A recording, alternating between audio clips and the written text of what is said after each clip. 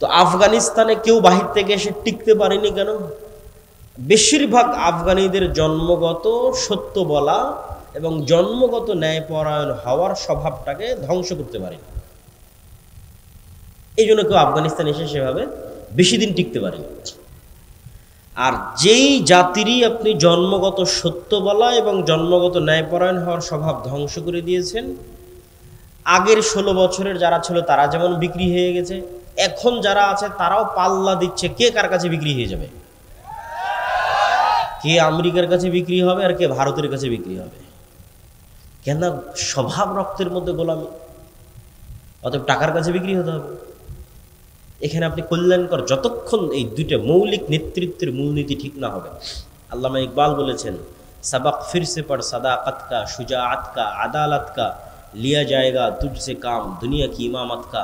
মুসলমানদের মধ্যে নামাজ আদায়কারী মুসলমানের কমতি নাই, মুসলমানদের মধ্যে হাজি মুসলমানের কমতি নাই, দানশীল মুসলমানের কমতি নাই, কিন্তু মিথ্যা বলবে না, সত্য কথা বলবে এবং ন্যায় পরায়ণতার উপর অটল থাকবে, দুর্নীতি করবে না, নিজ দায়িত্বের আমানতের খেয়ানত করবে না। এইরকম মুসলমানেরই অভাব পড়ে গেছে। এইরকম মুসলমান যদি তৈরি হয়ে যায় তো সারা পৃথিবী আবার মুসলমানেরা নেতৃত্ব দিবে।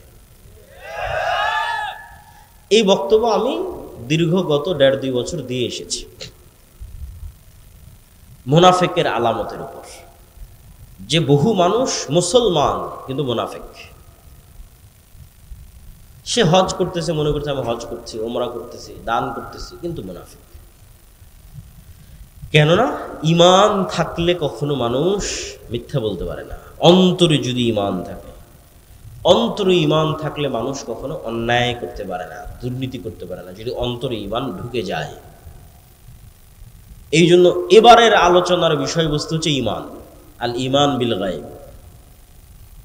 আল ঈমান বিল গায়বের উপর বই লেখাও সম্পূর্ণ হয়েছে। আল্লাহর পথে যাত্রা নামে আগামী 6-7 নভেম্বর সালাফি কনফারেন্স, মানে 1 সপ্তাহ পরেই আল জামিয়া সালাফিয়া ডাঙ্গিপাড়া পোয়াবা রাজশাহী, পাকিস্তান, ভারত, সৌদি আরব, বাংলাদেশের বড় বড় আলেম ওলামারা থাকবে। 2 দিন ব্যাপী সম্মেলন। আপনারা যাবেন তো ইনশাআল্লাহ? দাওয়াত থাকলো আপনাদের, আল্লাহ কবুল করুন। তো সেখানে প্রকাশ পাবে আর কি বইটা। তো সেখান থেকেই ধীরে ধীরে টুকটাক আলোচনা নিয়ে আসার চেষ্টা করতেছি। এখন আলোচনা সেভাবে সাজানো গোছানো হয়ে ওঠেনি, যে একদম একদিক থেকে সাজানো গোছানো বলতেই থাকবে এরকম হয়নি। তবে সারমর্ম কথা যতটুকু পারি ততটুকু বলি। ঈমান বিল গায়ব, ঈমান নাই মুসলমানদের। মুসলমানদের ঈমান বিল গায়ব নাই, এটা আরো ভালো বুঝলাম কখন? সরকার পড়ে যাওয়ার পর যখন ইসলামী ঘরানার অসংখ্য দল মত মতাদর্শ সবার সাথে উঠা বসা করার আল্লাহ সুযোগ দিল, এবং আলহামদুলিল্লাহ এখনো সেই সুযোগটা আছে। সবার সাথে একটা ভালো সম্পর্ক, সুসম্পর্কের ভিত্তিতে যাতায়াত আছে, যাওয়া আসা হয়। তো এই যাতায়াতের ভিত্তিতে আমি আর একটা নতুন জিনিস শিখলাম, যেটা হয়তো আমারও ছিল না, আমার ধারণা।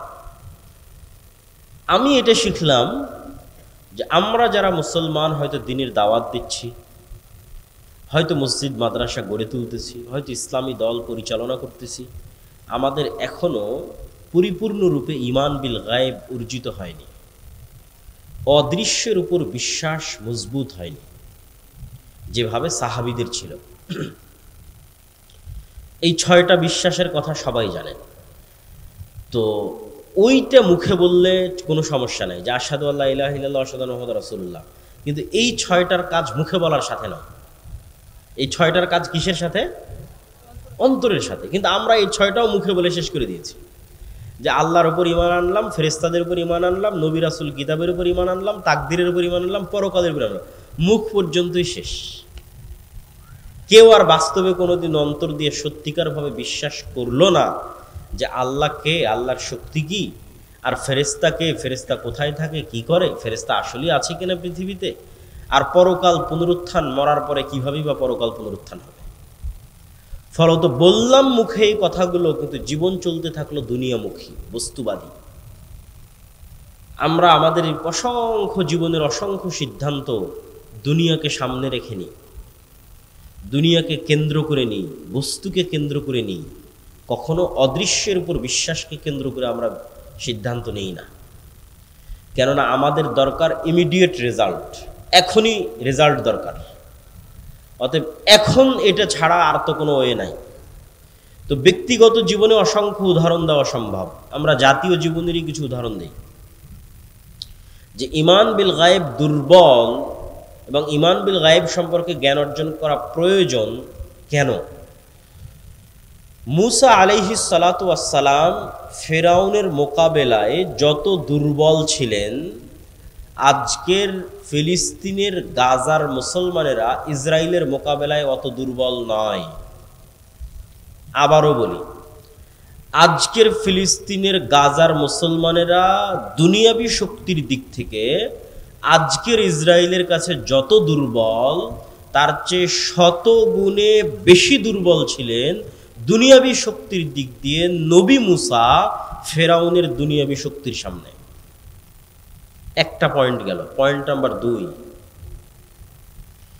আল্লাহর নবী মুহাম্মদ সাল্লাল্লাহু আলাইহি ওয়াসাল্লাম তার সাহাবী আবু বকর, ওমর, ওসমান, আলী রাদিয়াল্লাহু তাআলা আনহুম, পরবর্তীতে যারা উমাইয়া খেলাফতের সময় বিভিন্ন দেশ বিজয় করেছে, মোহাম্মদ বিন কাসেম হোক, কোতাইবা বিন মুসলিম হোক, তারেক বিন জিয়াদ হোক, আর খালিদ বিন ওয়ালিদ, আর আমর ইবনে আল-আস হোক, যেই হোক না কেন, তাদের দুনিয়াবী শক্তি তৎকালীন বিশ্বের রোমান এবং পারস্যের তুলনায়, আমি আবারও বলি, মুহাম্মদ সাল্লাল্লাহু আলাইহি ওয়াসাল্লামের দুনিয়াবী শক্তি, আবু বকর, ওমর, ওসমান, আলীর দুনিয়াবী শক্তি, খালিদ বিন ওয়ালিদ, আমর ইবনে আল-আসের দুনিয়াবী শক্তি, তারেক বিন জিয়াদ, মোহাম্মদ বিন কাসেমের দুনিয়াবী শক্তি তৎকালীন বিশ্বের রোমান এবং পারস্যের দুনিয়াবী শক্তির তুলনায় যেই মাপে ছিল, তার চাইতে আজকের সমগ্র বিশ্বের 57টা মুসলিম দেশের দুনিয়াবী শক্তি আমেরিকা এবং ইসরায়েলের তুলনায় অনেক বেশি পরিমাণে দুনিয়াবী শক্তির অধিকারী হচ্ছে বর্তমান যুগের 57টা দেশের মুসলিম দেশের মুসলমানেরা।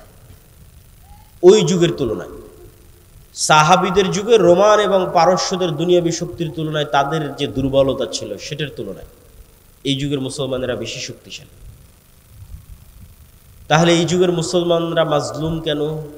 বিজয় নাই কেন? বিজয় তাদের কাছে ধরা দিচ্ছে না কেন?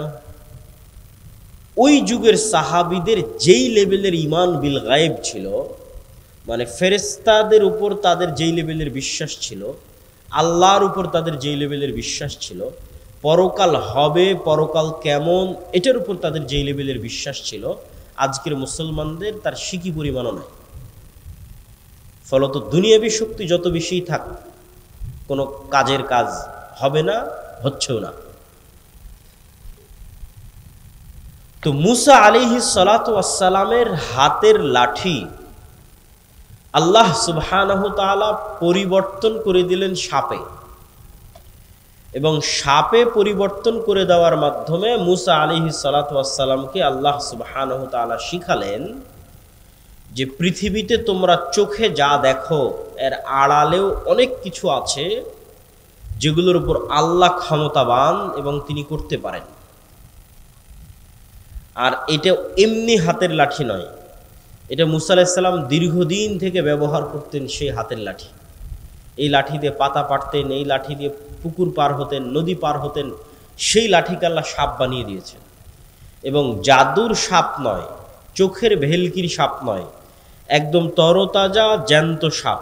ঠিক যেভাবে পুকুরে নদীতে আস্ত আল্লাহর সৃষ্টি যে সাপ আছে, সেই সাপ।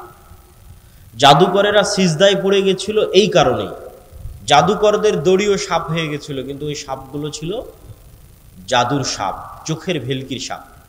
আর মুসা আলাইহিস সালামের সাপ ছিল আস্ত সাপ, ওগুলো সবকে খেয়ে নিয়েছে।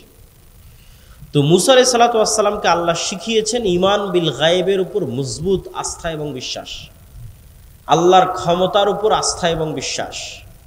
মুসা আলাইহিস সালাতু ওয়াস সালাম যদি আল্লাহর ঈমান বিল গায়েবের উপর মজবুত আস্থা এবং বিশ্বাস না রাখতেন, তাহলে মুসা আলাইহিস সালামকে দুনিয়াবী দিক থেকে ফেরাউনের বিরুদ্ধে বিজয়ী হতে হতো, দুনিয়ার দিক থেকে। আর দুনিয়ার দিক থেকে বিজয় হওয়ার জন্য মুসা আলাইহিস সালাতু ওয়াস সালামের কাছে কোনো রাস্তা থাকতো না কম্প্রোমাইজ ছাড়া। কেননা মুসা আলাইহিস সালাতু ওয়াস সালামের তো কোনো দুনিয়াবী শক্তি নাই, অতএব তাকে কম্প্রোমাইজ করতে হবে।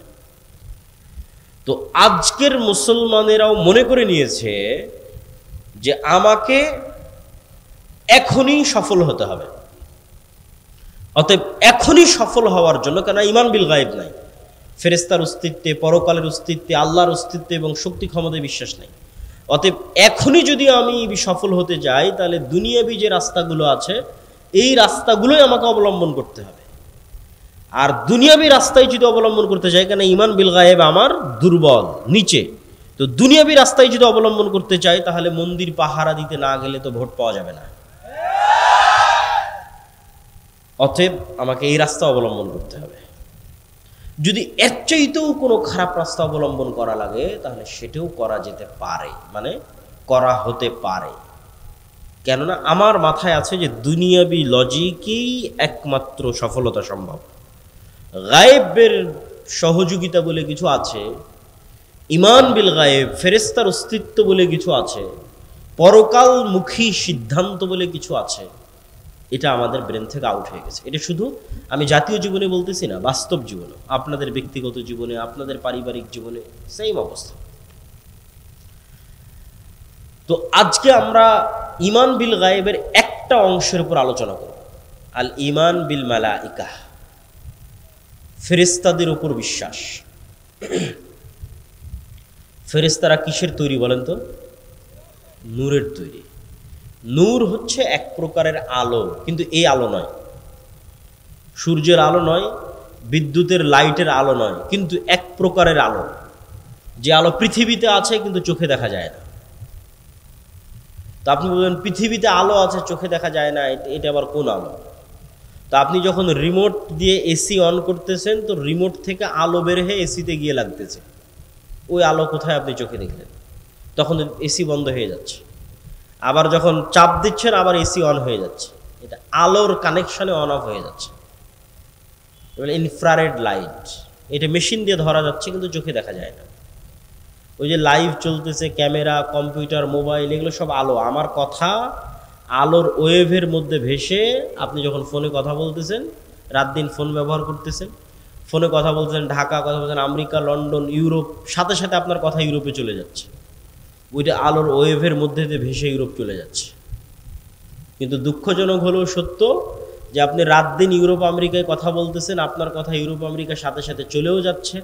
রাত দিন লাইভ দেখতেছেন, হ্যাঁ গাজায় এটা হচ্ছে, সাথে সাথে লাইভ দেখতেছেন, আজকে মিরপুরে এটা জ্বলে যাচ্ছে, সাথে সাথে লাইভ আপনি দেখতে পাচ্ছেন মেশিনের মাধ্যমে।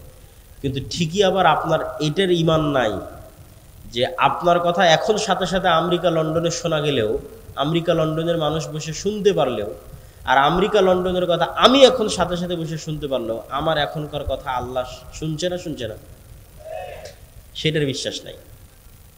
অথচ যেটা ব্যবহার করে কথা বলতেছে, ওই ওয়েভ আল্লাহর তৈরি, যেটার মধ্যে দিয়ে কথা পাস হয়ে যাচ্ছে মোবাইলের মধ্যে, মোবাইল থেকে নেটওয়ার্কের মধ্যে, টাওয়ারের মধ্যে, সেখান থেকে আবার আমেরিকা চলে যাচ্ছে, এই যেটার মধ্যে দিয়ে পাস হচ্ছে এটা আল্লাহর তৈরি। তো এটার মধ্যে দিয়ে পাস হয়ে আমি মানুষের কথা শুনে নিচ্ছি, কিন্তু আল্লাহ আমার কথা শুনতেছে না। শুধু যেটা রেকর্ড হয়ে যাচ্ছে সেটা নিয়ে হয়তো আপনি চিন্তা করতেছেন। তা আমি লাইভ দেখতে পাচ্ছি, কিন্তু আল্লাহ সুবহানাহু ওয়া তাআলা আমাকে দেখতে পাচ্ছেন না, বা আমি হয়তো কোনো কিছু গোপনে করে ফেলে দিচ্ছি, এটা অসম্ভব। এই পৃথিবীকে এমনভাবে সেট করা আছে, এই পৃথিবীর কোনো কিছুই, অন্তত আজকের বিজ্ঞানের আলোকে, এগুলোই আল্লাহ ব্যবহার করবেন, এগুলোই আল্লাহ করছেন, এটা কখনই নয়। কারণ আল্লাহ সুবহানাহু ওয়া তাআলা এগুলোর মুখাপেক্ষী নয়।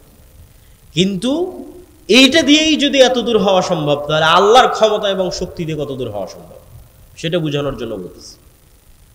যে আমরা আজকে যে পৃথিবীতে বসবাস করতেছি, বিজ্ঞান বলে এই পৃথিবীতে আমাদের কোনো কথাও গোপন নয়, আমাদের কোনো কাজও গোপন নয়। সেটা আমরা যতই গোপন করার চেষ্টা করি, এগুলো সব সেভ হয়ে আছে। আমি অন্তত দুইটা উদাহরণ দিই, যে কাফা বিনাফসিকাল ইয়াউমা আলাইকা হাসিবা, তোমার হিসাব নেওয়ার জন্য আজকে তুমিই যথেষ্ট, এটা কোরআনের আয়াত। তো আমার হিসাব নেওয়ার জন্য আমি যথেষ্ট, কিভাবে আল্লাহ সুবহানাহু ওয়া তাআলা সেট আপ করে রেখেছেন যে আমার হিসাবের জন্য আমি যথেষ্ট। দুটো উদাহরণ দেখেন। আল্লাহ সুবহানাহু ওয়া তাআলা কিভাবে করবেন তো আল্লাহ সুবহানাহু ওয়া তাআলা ভালো জানেন, কিন্তু বিজ্ঞানের আলোকে আমি দুটো উদাহরণ দিই, যেটাতে এখন যদি আমরা চাই যে আপনার বিচার করব, মানুষ যদি চায় যে মানুষের বিচার করবে, আর আল্লাহ যদি মানুষকে ক্ষমতা দিয়ে দেয় তো মানুষও পারবে। সেটা কি? বেশি না, একটু ছোট্ট কল্পনা করেন যে আমার এই কথা আলোর মধ্যে দিয়ে আমেরিকা চলে যাচ্ছে, ওয়েভের মধ্যে দিয়ে, ওইটা দিয়ে আমরা লাইভ দেখতেছি, ওইটার উপরে ইন্টারনেট টিকে আছে।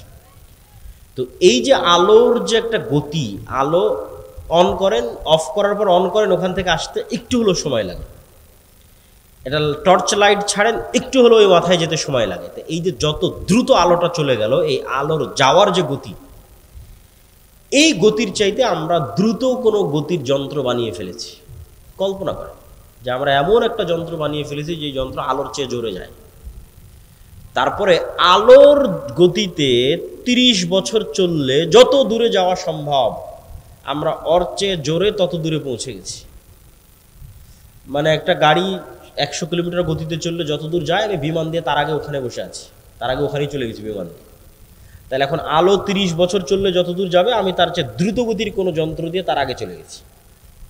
গিয়ে ওই 30 বছর আগে গিয়ে, তথা 30 বছরের দূরত্বের পথে গিয়ে আপনি কল্পনা করেন যে মোবাইলের মতো একটা যন্ত্র আপনি বানিয়ে ফেলেছেন, শক্তিশালী একটা দূরবীন বানিয়ে ফেলেছেন, দিয়ে যদি পৃথিবীর দিকে তাক করেন, তাহলে 30 বছর আগে আপনি এই পৃথিবীতে যা যা করছিলেন তা লাইভ আপনি দেখতে পাবেন। কেন? ওটা আলোর মধ্যে ভেসে ভেসে যাচ্ছিল, যেমন লাইভের মধ্যে মোবাইলের মধ্যে ভেসে যাচ্ছে। এখন খুব দ্রুত আলো যাচ্ছে, এই জন্য আমি বুঝতে পারতেছি না, সাথে সাথেই চলে যাচ্ছে। তো এখানে এই আলোকের চাইতে আমরা দ্রুত 30 বছর আগে চলে যাব, 30 বছরের দূরত্বের পথ চলে যাব। তাহলে 30 বছর আগে আমি আবদুল্লাহ রাজশাহীর নওদাপাড়ায় অথবা রাজশাহীর ডাঙ্গিপাড়ায় হাঁটছিলাম, খেলছিলাম, ঘুরছিলাম, আমার ওই হাঁটা খেলার দৃশ্য আমি দেখতে পাবো, আমার চোখে দেখতে পাবো, যে ওই যে আমি হাঁটতেছি, খেলতেছি, ঘুরতেছি। 1400 বছর আগের যদি এরকম আলোর সফর করা যায়, তাহলে বদরের যুদ্ধ লাইভ দেখা যাবে। তো অসম্ভব নয়, বাস্তব সত্য। মুহাম্মদ সাল্লাল্লাহু আলাইহি ওয়াসাল্লামের পুরো জীবনী দূরবীন দিয়ে লাইভ দেখা যাবে। হ্যাঁ, কিন্তু মানুষ আলোর চেয়ে গতি অর্জন করতে পারবে না, যেতেও পারবে না, দেখতেও পারবে না, সেটা ভিন্ন কথা। কিন্তু আপনার একটা কাজও হারিয়ে যায়নি, সব আছে, সেভ হয়ে আছে আলোর মধ্যে, আর আপনার সব কথা আপনি শুনতে পাবেন। তো কাফা বিনাফসিকাল ইয়াউমা আলাইকা হাসিবা, আপনার নিজের বিচার করার জন্য তো আপনি যথেষ্ট। এবার আরেকটা বলি যে আপনার নিজের বিচার করার জন্য আপনি যথেষ্ট, সেটা কি? আপনার মোবাইলের মেমোরি কার্ড, অনলাইনের ডাটা, এগুলো সবাই খুব ভালোভাবে জানেন যে অনলাইনের কোনো ডাটা হারায় না। কোথায় ফেসবুকে যদি কোনো কমেন্ট করে থাকেন ওটা থাকে, কোথাও যদি ফেসবুকে মেসেজ দিয়ে থাকেন ওটা থাকে, কোনো লাইভ করে থাকেন সেটা থাকে, ফেসবুক কর্তৃপক্ষের কাছে থাকে, আপনি রাখলে থাকে। অনলাইনে কোনো টাকা ট্রান্সফার হলে সেটা হারায় না, সেটা থাকে। এগুলো কোনো কিছু হারায় না, মেমোরি কার্ডের মতো, ডাটা সেন্টারের মতো সেভ হয়ে থাকে। তো আমরা যে আমাদের শরীরের সাথে এগুলো সব কম্পিউটার ক্যামেরার চাইতে ভয়ঙ্কর কিছু বহন করে নিয়ে বেড়াচ্ছি, সেটা হচ্ছে আমাদের মাথা। সবগুলোর চাইতে ভয়ঙ্কর। এরা যেমন ক্যামেরা দিয়ে আমাকে ভিডিও করতেছে, করার পর এটা চিপস বের করে কম্পিউটারে দিবে, তাই না? সেখানে এটা সেভ হবে। তো আমার এটা ক্যামেরা, আমি এটাতে যা যা দেখতেছি সব এখানে সেভ হচ্ছে, আমার মেমোরিতে সেভ হচ্ছে। আমি যা যা দেখতেছি আমার মেমোরিতে সেভ হচ্ছে, আমি যা যা শুনতেছি সব আমার মেমোরিতে সেভ হচ্ছে, আমার মেমোরিতেই। এখন ইলন মাস্ক বলতেছে যে সে মানুষের ব্রেনের সাথে ইন্টারনেট কানেক্ট করার প্রযুক্তি নিয়ে আসার চেষ্টা করতেছে, যাতে মানুষের ব্রেনের ডাটা অটোমেটিক ট্রান্সফার করা যায়। তাহলে কয়দিন পর তো আপনি আপনার ব্রেনের ডাটা ট্রান্সফার করে আপনি দেখতে পাবেন যে আপনি মোবাইলে কি দেখছিলেন, আপনার ব্রেনে সেভ হয়ে আছে কি দেখছিলেন, কেন এই ক্যামেরা দিয়ে গেছে, এখানে সেভ হয়েছে। আপনি কান দিয়ে কি শুনছিলেন, এখানে সেভ হয়ে আছে। কিন্তু মোবাইলের এদের ক্যামেরায় যেই পরিমাণ জিবি ধারণ করা সম্ভব, তার সাথে হাজার লক্ষ কোটি গুণ জিবি এখানে ধারণ করা সম্ভব। 500 বছর যদি মানুষের ব্রেন কাজ করে, তাহলে 500 বছর যা যা দেখবে সব এই ব্রেনে সেভ থাকবে। এরকম পাওয়ারফুল মানুষের ব্রেন, এবং 500 বছরে যা যা শুনবে সব এখানে সেভ থাকবে। তো কাফা বিনাফসিকা ইয়াউমা আলাইকা হাসিবা, আজকে তোমার বিচারের জন্য তুমি যথেষ্ট, সব তো তোমার ব্রেনেই সেভ হয়ে আছে। এটা শুধু ডাটা ট্রান্সফার করা লাগবে, যেহেতু কয়দিন পর মানুষই করে ফেলতেছে। আমি আল্লাহর কথাই যাচ্ছি না, আল্লাহ সুবহানাহু ওয়া তাআলা কীভাবে মানুষকে ধরবে সেটা আল্লাহ সুবহানাহু ওয়া তাআলা জানেন। আমি বলছি আজকে আপনি যদি আপনার বিচার করতে চান তা আপনি পারবেন, যে চলো আমি কি কি করেছি সব এই ব্রেনে সেভ হয়ে আছে, কী দেখেছি, কি বলেছি, কি শুনেছি, সব সেভ হয়ে আছে। কিচ্ছু আপনার এই ব্রেন ভুলেনি, ডাটা ট্রান্সফার করলে আপনি সব দেখতে পাবেন। আর এই যে আলো ওয়েভ, এর মধ্যে সব সেভ হয়ে আছে। সম্মানিত উপস্থিতি, আমরা যে আলোচনা থেকে এখানে আসছিলাম যে ফেরেশতারা নূরের তৈরি, তো নূর তো দেখা যায় না। তো নূর এমন এক প্রকারের আলো যা দেখা যায় না, কিন্তু আলো, এটা পৃথিবীতে আছে। তো এটা বোঝানোর জন্য অসংখ্য দলিল আছে। আমার ওই আল্লাহর পথে যাত্রা বই অসংখ্য দলিল আমি দিয়ে রেখেছি। আজকের এই সংক্ষিপ্ত আলোচনা একটু একটু অল্প অল্প করে বলি, কেননা বক্তব্য দীর্ঘায়িত করতে চাই না, সংক্ষিপ্ত করতে চাই। আবারও আমাদেরকে রাজশাহী নয় ঢাকা ফিরে যেতে হবে, এটা একটু কষ্ট করার কি। আল্লাহুম্মা জাআল ফি কলবি নূরা, রাসূল সাল্লাল্লাহু আলাইহি ওয়াসাল্লাম বলছে, হে আল্লাহ আমার অন্তরে নূর তৈরি করে দেন। সামিঈ নূরা, কানে নূর তৈরি করে দেন। বাসারি নূরা, চোখে নূর তৈরি করে দেন। সামনে নূর তৈরি করে দেন, পিছনে নূর তৈরি করে দেন, ডানে নূর তৈরি করে দেন, বামে নূর তৈরি করে দেন, উপরে নূর তৈরি করে দেন, পায়ের নিচে নূর তৈরি করে দেন। তাহলে নূর একটা অস্তিত্বশীল জিনিস, যা সামনে পিছে আগে পরে চোখে কানে অন্তরে তৈরি হতে পারে। লাইটের বাল্বের ভোল্টের মতো বাড়ে কমে। নূর লাইটের বাল্বের ভোল্টের মতো, যেমন যে ফ্যানের পাওয়ারটা বাড়িয়ে দিল, ঠিক যেমন আপনি চোখের পাওয়ার যখন কমে যাচ্ছে তখন চশমা লাগিয়ে নিচ্ছেন, কানের পাওয়ার যখন কমে যাচ্ছে তখন কানে মেশিন লাগিয়ে নিচ্ছেন। তো আপনার কানের পাওয়ারের কম বেশির অস্তিত্বটা যেমন সত্য, চোখের পাওয়ারের কম বেশির অস্তিত্ব যেমন সত্য, এই চোখে নূর তৈরি হয়, কানে নূর তৈরি হয়, অন্তরে নূর তৈরি হয়, এটা তেমন সত্য। রাসূলুল্লাহ সাল্লাল্লাহু আলাইহি ওয়াসাল্লাম বলছেন, আমাদের চোখে আমরা যে পৃথিবী দেখি, এই পৃথিবী আর যে গায়েব আমরা দেখতে পাই না, আল্লাহর অস্তিত্ব, এই দুইটার মধ্যে পর্দা হচ্ছে নূর। আল্লাহর চেহারা, আল্লাহর অস্তিত্ব আমরা যে দেখতে পাই না, এই দুইটার মধ্যে পর্দা হচ্ছে নূর। লাউ কাশাফাহু, যদি এই নূর সরিয়ে দেওয়া হতো, পৃথিবীতে যে নূর আছে, আসমান এবং জমিনে যে নূর আছে, নূর যদি সরিয়ে দেওয়া হতো, আল্লাহর চেহারার তাজাল্লিতে আসমান এবং জমিন ধ্বংস হয়ে যেত। আল্লাহু নূরুস সামাওয়াতি, আল্লাহ হচ্ছেন আসমান এবং জমিনের নূর। সম্মানিত উপস্থিতি, তাহলে নূরের তৈরি ফেরেশতা। নূর এমন এক প্রকারের আলো যা চোখে দেখা যায় না। 2 নাম্বার, যা মেশিনেও ধরা যায় না। কিছু আলো তো যেগুলো চোখে দেখা যায় না, মেশিনে ধরা পড়তেছে, ওই যে মোবাইলের ক্যামেরার, তারপরে হচ্ছে রিমোট কন্ট্রোলের। কিন্তু এক প্রকারের আলো নূর, যা চোখেও দেখা যায় না, মেশিনেও ধরা পড়ে না। তাহলে আপনি বলবেন, এটা কেমন কথা বললেন যে একটা জিনিস পৃথিবীতে আছে, চোখেও দেখব না, মেশিনেও ধরা পড়বে না? জি, আল্লাহর গায়েবের প্রত্যেকটা জিনিসের কিছু না কিছু আলামত আল্লাহ তার সৃষ্টিজীবের মধ্যে রেখে দিয়েছে। কিছু না কিছু আলামত আল্লাহ তার সৃষ্টিজীবের মধ্যে রেখে দিয়েছে। আল্লাহর এক ব্যতিক্রম সৃষ্টিজীব হচ্ছে কুকুর। কুকুর মানুষের চাইতে 10,000 গুণ বেশি ঘ্রাণ, নাক দিয়ে ঘ্রাণ নেওয়ার ক্ষমতা কুকুরের মানুষের চাইতে 10,000 গুণ। 100, 200, 500, 1000, 2000, 10,000 গুণ বেশি।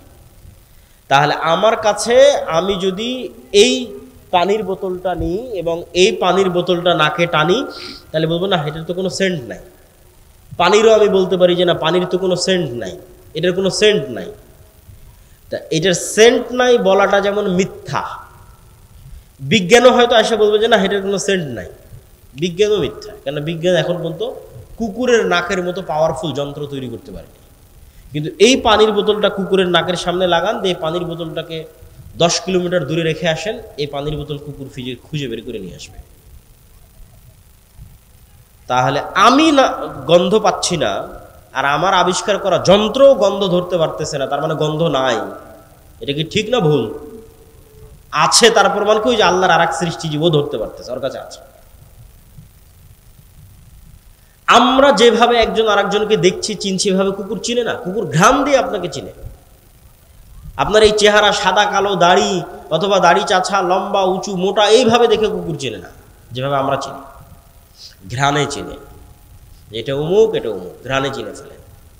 ওইভাবে দেখতেই পায় না কুকুর। আমরা যেভাবে দেখি এভাবে দেখতেই পায় না, তো ওভাবে দেখে চিনবে কিভাবে? ওকে আল্লাহ দিয়েছে ঘ্রাণ শক্তি। ঠিক হাতি সহ এরকম কিছু প্রাণী আছে যাদের দিয়েছে শ্রবণ শক্তি, খুব সূক্ষ্ম, একদম ভয়ঙ্কর লেভেলের সূক্ষ্ম, মানুষের যে 2-3 হাজার গুণ। যন্ত্র ওই লেভেলে সূক্ষ্ম নয়। তাহলে একটা আওয়াজ আমি শুনতে পাচ্ছি না, তার মানে ওই আওয়াজটা নাই, মিথ্যা কথা। একটা আওয়াজ কোনো যন্ত্র শুনতে পাচ্ছে না পৃথিবী, তার মানে আওয়াজটা নাই, মিথ্যা কথা। যে কবরের আওয়াজের আওয়াজটা আমি শুনতে পাই না, মুগুর দিয়ে তো পিটাচ্ছে, কই আমি তো শুনতে পাচ্ছি না, চিৎকার করতেছে, আমি তো শুনতে পাচ্ছি না, তার মানে আওয়াজ হচ্ছে না। না, ওই লেভেলের আওয়াজ শোনার ক্ষমতা আপনার নাই, কিন্তু ওই লেভেলের আওয়াজ শোনার ক্ষমতা আল্লাহর কিছু কিছু প্রাণীর আছে। তো ঠিক পৃথিবীতে এমনও আলো আছে যে আলো দেখার ক্ষমতা আল্লাহর কিছু প্রাণীর আছে। যেমন কুকুরকে শয়তানের আলো দেখার ক্ষমতা দেওয়া আছে, মোরগকে ফেরেশতার নূর, নূর যেই লেভেলের আলো, ওই লেভেলের আলো দেখার সক্ষমতা মোরগকে, মুরগিকে দেওয়া আছে ফজরের সময় যখন সে চিৎকার করে। সম্মানিত উপস্থিতি, তাহলে পৃথিবীতে নূর অস্তিত্বশীল এবং ফেরেশতারা নূরের তৈরি, এবং ফেরেশতাদের অস্তিত্ব আমাদের সাথে সম্পৃক্ত কতটা বাস্তব আমি না বুঝাতে পারলে সেটা আমার ব্যর্থতা, কিন্তু আমি বুঝানোর তারপর চেষ্টা করব। ঈমান বিল গায়েবকে ইয়াকিনের স্তরে নিয়ে যাওয়ার। ঈমান বিল গায়েবের 6টা বিশ্বাস মুসলমানদের নাই, সেটাকে ইয়াকিনের স্তরে নিয়ে যাওয়া যায় কিনা, পারলে সফল, না পারলে ব্যর্থ, সেটা আমার ব্যর্থতা।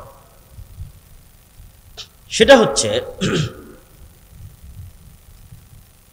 যে ফেরেশতা অস্তিত্বশীল, এটার অস্তিত্বটা কতটা বাস্তব।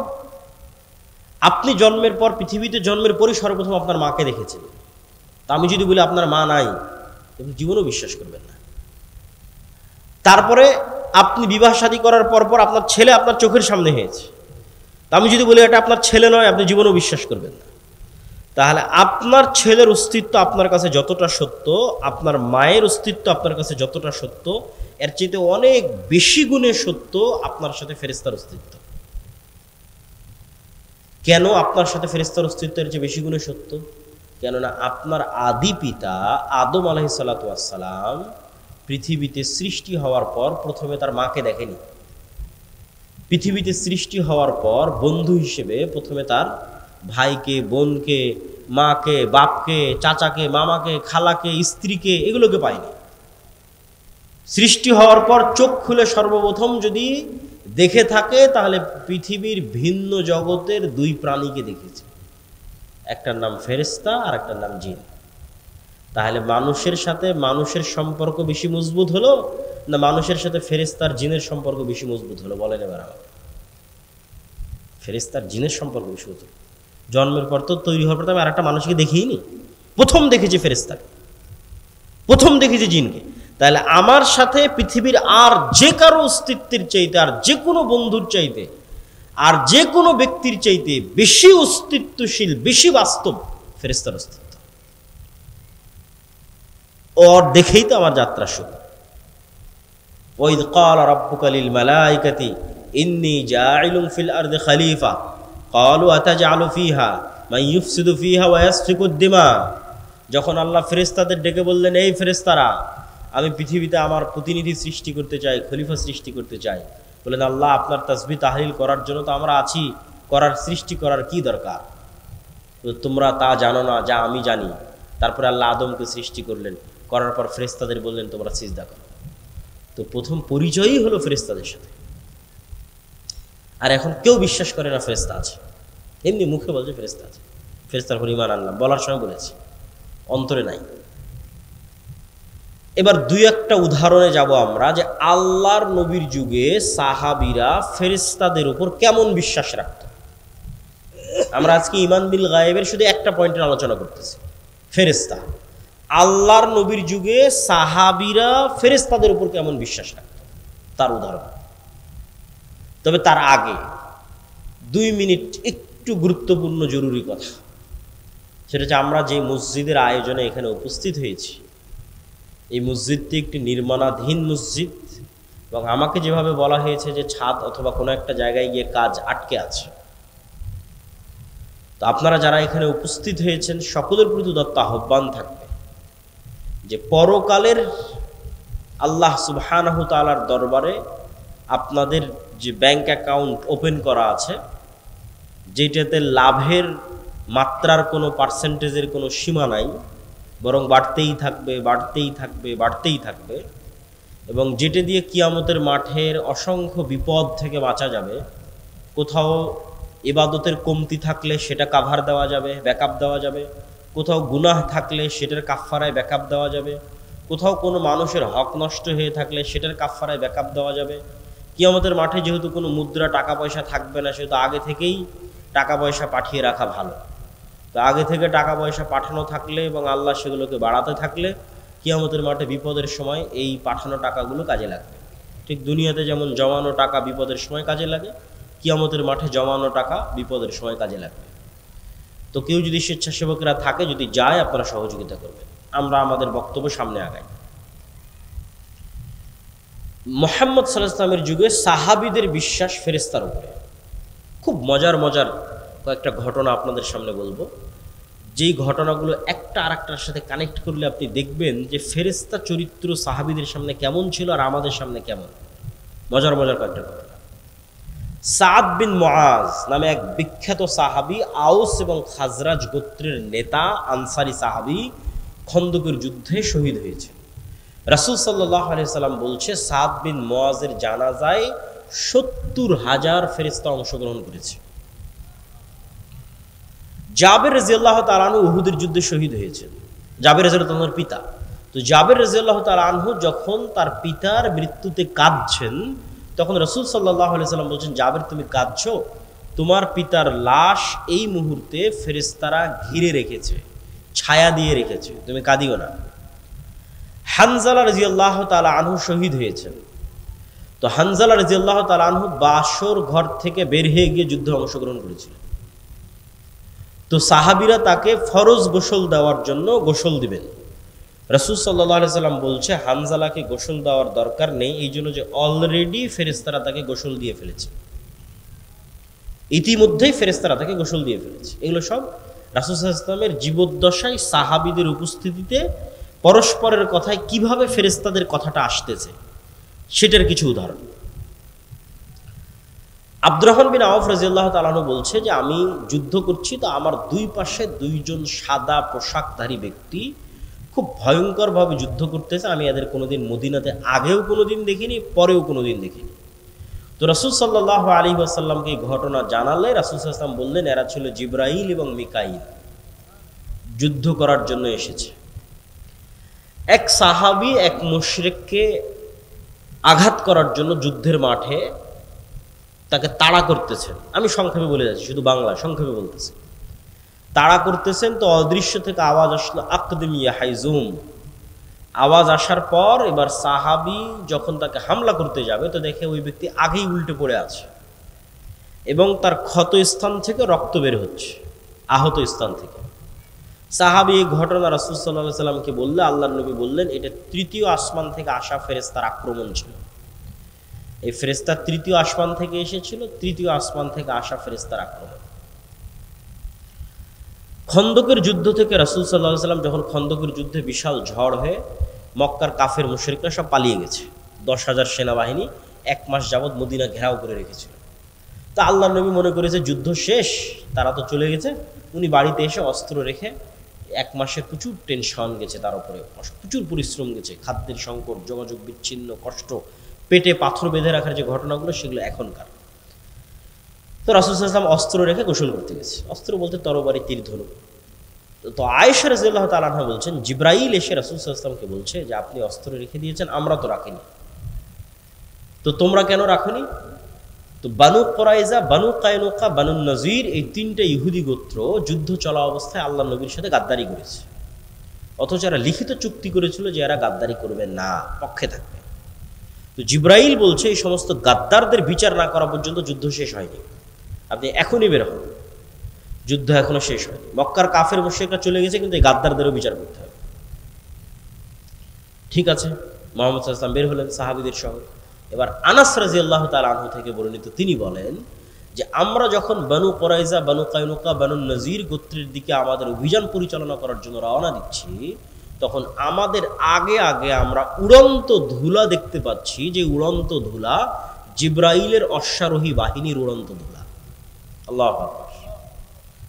সহিহ হাদিস, যে আনাস রাদিয়াল্লাহু তাআলা আনহু বলছেন আমরা আমাদের আগে উড়ন্ত ধুলা দেখছি, যে উড়ন্ত ধুলা জিবরাইলের অশ্বারোহী বাহিনীর উড়ন্ত ধুলা। একদিন রাসূলুল্লাহ সাল্লাল্লাহু আলাইহি ওয়াসাল্লাম বসে আছেন, একজন অপরিচিত ব্যক্তি হঠাৎ করে, আমি কিন্তু স্বেচ্ছাসেবক ভাইদের আহ্বান জানাবো যে আপনাদের যদি দানের কোনো পরিকল্পনা থাকে সেটা কিন্তু এখনই করে ফেলতে হবে, আমার বলার কথা কিন্তু হয়ে গেছে। তো একদিন রাসূলুল্লাহ সাল্লাল্লাহু আলাইহি ওয়াসাল্লাম বসে আছেন, একজন অপরিচিত ব্যক্তি মসজিদের মধ্যে প্রবেশ করেছে। ওমর রাদিয়াল্লাহু তাআলা আনহু বলছেন যে আমরা তাকে মদিনায় আগেও কোনোদিন দেখিনি, পরেও কোনোদিন দেখিনি, আর তার শরীরে সফরের কোনো আলামত নাই। আর এটা বিমানের সফর নয়, মরুভূমির সফর। আমি বিমানে ঢাকা থেকে এসে এখন আপনার এখানে পৌঁছেছি, তারপরেও একটু ঘামের আলামত আছে, একটু খাবার খেয়েছি বা কোথাও চলেছি, তার একটু ময়লা লাগার আলামত আছে। সফরে যে আছি তার আলামত আছে বিমানে সফর করার পর। আর ওই যুগের সফর মরুভূমির সফর, ঘোড়ায় হবে, উঠে হবে। তো এসে আল্লাহ নবীকে জিজ্ঞেস করছে ঈমান কাকে বলে, ইসলাম কাকে বলে, ইহসান কাকে বলে, কিয়ামত কখন হবে। সব উত্তর দেওয়ার পর আল্লাহর নবী বলছে জানো এটা কে ছিল? তো বলে না। তো বলে এটা জিব্রাইল ছিল, তোমাদেরকে দিন শিখানোর জন্য এসেছিল। রাসূল সাল্লাল্লাহু আলাইহি ওয়াসাল্লাম বলতেছে আজকে আমার বাড়িতে জিব্রাইল আসেনি। কেন আসেনি? তাহলে একটা ছবি থাকার কারণে। রাসূল সাল্লাল্লাহু আলাইহি ওয়াসাল্লাম বলতেছে যে আমাকে জিব্রাইল বারবার মিসওয়াক করতে বলে, কেন আমার মুখের গন্ধে জিব্রাইলের কষ্ট হয়। রাসূল সাল্লাল্লাহু আলাইহি ওয়াসাল্লাম বলতেছে তোমরা মসজিদে পেঁয়াজ এবং রসুন খেয়ে যেও না, কেননা পেঁয়াজ এবং রসুনের গন্ধে ফেরেশতাদের কষ্ট হয়। আপনি এগুলো সবগুলোকে যদি একদিনের চিত্র কল্পনা করেন, যে একদিনের চিত্র মনে করেন একদিনে এগুলো ঘটতেছে, তাহলে এবার বলেন যে খালিদ ইবনুল ওয়ালিদ, আমর ইবনুল আস এরা যখন যুদ্ধ করতে গেছে রোমান এবং পারস্যদের বিরুদ্ধে, যখন রোমান পারস্যের ক্ষমতা এদের চেয়ে বেশি, তো এরা দুনিয়াবী শক্তি দিয়ে বিজয় অর্জন করবে এই আশায় যুদ্ধ করতে গেছে, না আল্লাহ সাহায্য করবে এই আশায় যুদ্ধ করতে গেছে? আল্লাহ সাহায্য করবে। ধরো চোখের সামনে দেখেছে ফেরেশতা যুদ্ধ করতেছে, স্বচক্ষে দেখেছে। আল্লাহ কোরআনে বলেছেন 5000 ফেরেশতা অবতীর্ণ করেছি, 3000 অবতীর্ণ করেছি, 1000 অবতীর্ণ করেছি। বদর, উহুদ, খন্দক, হুনাইনের যুদ্ধে আল্লাহ ফেরেশতা অবতীর্ণ করেছে। কোরআনের আয়াত সাহাবীদের চাক্ষুষ চোখে দেখা যে ফেরেশতারা যুদ্ধ করতেছে। আর যার ইমানই দুর্বল ফেরেশতার অস্তিত্বের উপর, আল্লাহর শক্তি এবং ক্ষমতার উপর, পরকালের উপর, সে চিন্তা করবে যে না আমাকে মন্দির পাহারা দিয়ে ক্ষমতায় যেতে হবে। আর যদি ঈমান বিল গায়েব মজবুত থাকে তাহলে কোনোদিন সে আদর্শে কম্প্রোমাইজ করবে না, তাতে ক্ষমতা আসুক আর যাক, কেননা সে জানে যে মূল ক্ষমতা কার হাতে? আল্লাহর হাতে। এবং ফেরেশতার উপর যদি ঈমান মজবুত থাকে, আল্লাহর উপর যদি ঈমান মজবুত থাকে, এগুলো তখন সে বুঝবে। দেখেন রাসূল সাল্লাল্লাহু আলাইহি ওয়াসাল্লাম কি বলছে, যে দাজ্জাল 40 দিন পৃথিবীতে থাকবে। পৃথিবীর এমন কোনো শহর নাই, বন্দর নাই, নগর নাই যেখানে দাজ্জাল প্রবেশ করবে না। কিন্তু মক্কা এবং মদিনায় দাজ্জাল প্রবেশ করতে পারবে না। তো মক্কা এবং মদিনায় দাজ্জাল প্রবেশ করার চেষ্টা করবে না? করবে না? করবে না? করবে। রাসূল সাল্লাল্লাহু আলাইহি ওয়াসাল্লাম বলছে প্রত্যেক যতবার দাজ্জাল মক্কা মদিনায় প্রবেশ করার চেষ্টা করবে, ততবার মক্কা মদিনার রাস্তায় উন্মুক্ত তরবারি হাতে ফেরেশতারা তাকে প্রতিরোধ করবে। আল্লাহু আকবার। আল্লাহর নবী বলেনি যে মানুষ প্রতিরোধ করবে, ফেরেশতা প্রতিরোধ করবে উন্মুক্ত তরবারি হাতে। যে ফেরেশতার অস্তিত্বের প্রতি ঈমানই নাই, তো কেমনে আল্লাহর সাহায্যের আশা করবে যে না আল্লাহর সাহায্যে ফেরেশতা আসতে পারে? ঈমানই তো নাই, কেমনে আশা করবে? তখন চিন্তা করবে যে না আমাকে কম্প্রোমাইজ করতে হবে, আমি তো এটা না করলে ভোট পাবো না, ওইটা না করলে তো মানুষ সায় দিবে না, অতএব এটাই ছাড়, ওইটাই ছাড়, ওইটাই ছাড়। দিন শেষে ইসলামী বাদ, ইসলামী আর নাই। তো ঈমান বিল গায়েব এর উপর ঈমান মজবুত হতে হবে। ঈমান বিল গায়েবের একটা বড় অংশ হচ্ছে পরকাল। পরকাল মানে মৃত্যুর পর পুনরুজ্জীবন। তো মৃত্যুর পর পুনরুজ্জীবনের আলোচনায় যাওয়ার আগে ফেরেশতার আলোচনায় আর দুটো কথা। ফেরেশতার অস্তিত্ব যে আছে আপনি কেমনে বুঝবেন? ঠিক আছে ভাই, মানলাম, বিশ্বাস করলাম আপনার কথা আব্দুল্লাহ ভাই, যে নূর চোখে দেখি না তাও নূর আছে পৃথিবীতে, আমার সাথে ফেরেশতা আছে, আমাদের এখানে সবার সাথে ফেরেশতা আছে, বিশ্বাস করলাম। কিন্তু তাও বাস্তব ইন প্র্যাকটিক্যাল লাইফ লিয়াতমাইন্না কলবি, অন্তরের প্রশান্তির জন্য বিশ্বাস বাস্তবে পরীক্ষা করে দেখতে চাই ফেরেশতা আছে কিনা। তো বাস্তবে ফেরেশতার অস্তিত্ব বুঝার একটা পরীক্ষা দিয়ে যায়, যাতে আপনি বুঝতে পারেন যে হ্যাঁ ফেরেশতা আছে। তো আমাদের যখন এসএসসি এবং এইচএসসি পরীক্ষা থাকতো, সকাল 8টা-10টার মতো পরীক্ষার হলে ঢুকতে হবে, ওইটার যে একটা টেনশন বা একটা তাড়া কাজ করতো, ঠিক যদি কারো ফ্লাইট থাকে, প্লেন থাকে, বিমান থাকে, ট্রেন থাকে, তাহলে ওটা ধরার জন্য যে ব্রেনে তাড়া কাজ করে, নিয়তের মজবুতি কাজ করে, আপনি একদিন ওই রকম নিয়াত করবেন যে আজকে ফজরে উঠবো, বেশি দিন করতে বলিনি, একদিন, আজকে রাতে করতে পারে। কীরকম নিয়াত? ঠিক বিমানে ফ্লাইটের টিকিট থাকলে যেরকম নিয়াত করেন, পরীক্ষা থাকলে যেরকম নিয়াত করেন, ট্রেনের টিকিট থাকলে যেরকম নিয়াত করেন, ওই রকম নিয়াত যেন আজকে ফজরের 5টার সময় আজান দিবে, ফজরের সালাতে 5টার সময় উঠতেই হবে, নিয়াত শক্ত করবেন। এমনি ওই মনে করলাম যে ফজর উঠবো, চলো ফোনে অ্যালার্ম দিই, ওটার কথা বলিনি। ফোনে তো অ্যালার্ম দেওয়া লাগবে না, কেননা পৃথিবীতে কারা আছে? কারা আছে? ফেরেশতা আছে, তো ফোনে কেন অ্যালার্ম দেবেন? মানুষকে কেন বলবেন যে আব্দুর রহমান জিহাদি সাহেব আমাকে ফজরে ডেকে দিয়েন? কেন ফজরে তুলে দেওয়ার জন্য কে আছে? ফেরেশতা আছে। ফেরেশতা তো পৃথিবীতে আছে। মানুষকে কেন বলতে যাবেন যে আমাকে ফজরের বেলা উঠিয়ে দেবেন? ফেরেশতা উঠিয়ে দেবে। এটা আপনি বাস্তবে প্র্যাকটিক্যাল পরীক্ষা করবেন যে ফেরেশতা আপনাকে উঠিয়ে দিচ্ছে কিনা, আপনি উঠতে পারছেন কিনা। কোনো মানুষকেও বলার দরকার নাই যে আমাকে ফজরে উঠাতে হবে, কোনো মোবাইলে অ্যালার্মের দরকার নাই যে আমাকে ফজরে উঠাতে হবে। তারপরে আপনি শক্ত নিয়তে ঘুমিয়ে যান এবং ঠিক রাসূল সাল্লাল্লাহু আলাইহি ওয়াসাল্লামের সুন্নাত অনুযায়ী ঘুমিয়ে যান। তো রাসূলুল্লাহ কি বলছে? যে আপনার মাথার কাছে একজন ফেরেশতা পাহারাদার অবস্থায় থাকবে ফজর পর্যন্ত। তাহলে এখন আপনাকে ফজরে উঠিয়ে দেওয়ার দায়িত্ব ফেরেশতার। আল্লাহ সুবহানাহু ওয়া তাআলা এভাবেই পৃথিবী সেট করে রেখেছে। তো কেমনে আপনাকে ঘুম থেকে উঠিয়ে দেবে সে জানে। এখন মশার কামড়ে উঠিয়ে দিবে, না ঝাপটা আওয়াজে উঠিয়ে দিবে, না আপনার বাচ্চা কাদার মাধ্যমে উঠিয়ে দিবে, না কিসের মাধ্যমে উঠাবে, সেটা ফেরেশতার দায়িত্ব। না কোনোদিন ফজরের আজান আপনার কানে ঢোকে না, আজকে ঠিকই ফজরের আজান কানে ঢুকে গেছে। কেন ফজরের আজান কানে ঢুকতে বাধা হয়ে থাকতো কে? শয়তান। কে বাধা হয়ে থাকতো? শয়তান। আজকে ফেরেশতা ঢুকতে দিয়েছে, শয়তানের বাধা সরে গেছে, ফেরেশতা ঢুকতে দিত, ফজরের আজানই ডাইরেক্ট কানে ঢুকে গেছে, আপনি এমনি উঠে গেছে। কোনো না কোনো ওয়ে ব্যবহার করে আপনি ঈমান বিল গায়েবের বিশ্বাসের মজবুতির মাত্রা যত উঁচু লেভেলে যাবে, গায়েবের অস্তিত্বের প্রমাণ তত বাস্তবে ফিল করবেন। ঈমান বিল গায়েবের উপর বিশ্বাসের মাত্রা যত উঁচু লেভেলে যাবে, মাত্রা যদি সাহাবীদের লেভেলে যায় তাহলে ফেরেশতা আবারও যুদ্ধ করার জন্য নামবে। এটাই ঠিক। মানে বিশ্বাসের মাত্রা যদি সাহাবীদের লেভেলে যায় তাহলে বাস্তবে সচক্ষে আবারও ফেরেশতাদের যুদ্ধ করতে দেখা যাবে।